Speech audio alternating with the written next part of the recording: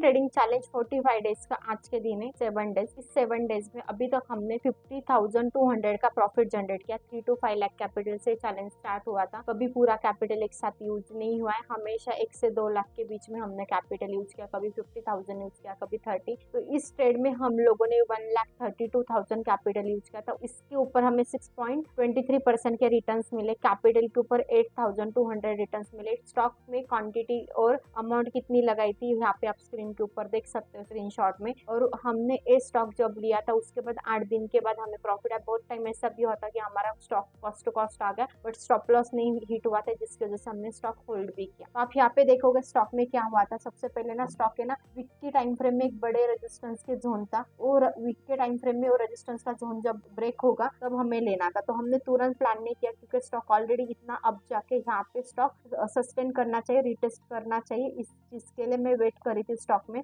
और finally stock ने यहाँ पे ब्रेकआउट दिया, बट ब्रेकआउट में ऑलरेडी स्टॉक बहुत ज्यादा ओवरब्रॉट हो गया था, बहुत ज्यादा ऊपर चला गया था। तो यहाँ पे एक डर का माहौल था कि कुछ लोग प्रॉफिट बुक करेंगे, और इस कैंडल में एग्जैक्टली वही हुआ कि बायर सेलर ने फाइट स्टार्ट की क्योंकि ब्रेकआउट हुआ। यहाँ पे एग्जैक्टली सेलर एक्टिवेट हो गए। तो जो मार्केट में रिटेलर होता है उन्होंने डर के मारे वहाँ पे प्रॉफिट बुक किया, बट ऑपरेटर ने stock as it is hold किया था। वो चार्ट हमें एक्सप्लेन करा था। एंड उसके बाद एक यूनिवर्सल हैमर बनी। यूनिवर्सल हैमर मतलब जो सेलर का प्रेशर क्रिएट हुआ था बट स्टॉक एग्जैक्टली रेजिस्टेंस के ऊपर एज इट इज रुका, जिसको हम लोग यूनिवर्सल हैमर बोलते हैं। यूनिवर्सल हैमर बनने के बाद वहाँ पे हम लोगों ने एग्जैक्टली एंट्री बनाई। इस ट्रेंड लाइन के ऊपर हम लोगों ने स्टॉप लॉस रखा, मतलब एग्जैक्टली इस ट्रेंड लाइन के ऊपर हमने 4% का स्टॉप लॉस रखा, क्योंकि स्टॉक में हमें एग्जैक्टली एक्सपेक्ट था ये हमारा रेजिस्टेंस इसके नियर स्टॉक चला जाएगा, इसलिए 1:2 का रिस्क रिवॉर्ड रेशियो मैंने यहाँ पे मेंटेन किया था। फिर स्टॉक में क्या हुआ, स्टॉक ने अभी तक यहाँ पे सेलर स्ट्रॉन्ग है बट यहाँ पे एग्जैक्टली बायर सेलर ने फाइट करना स्टार्ट की, डोजी कैंडल फॉर्म हो गई। एंड फिर उसके बाद सेकंड डे हमने इस पॉइंट पे स्टॉक कॉस्ट टू कॉस्ट निकालने के बारे में भी सोचा था, बट स्टॉक में पोटेंशियल दिख रहा था क्योंकि वॉल्यूम सेलिंग में उतने नहीं गए, मतलब यहाँ पे भी लोगों ने बाइंग किया, वो इनडायरेक्टली शो करा था।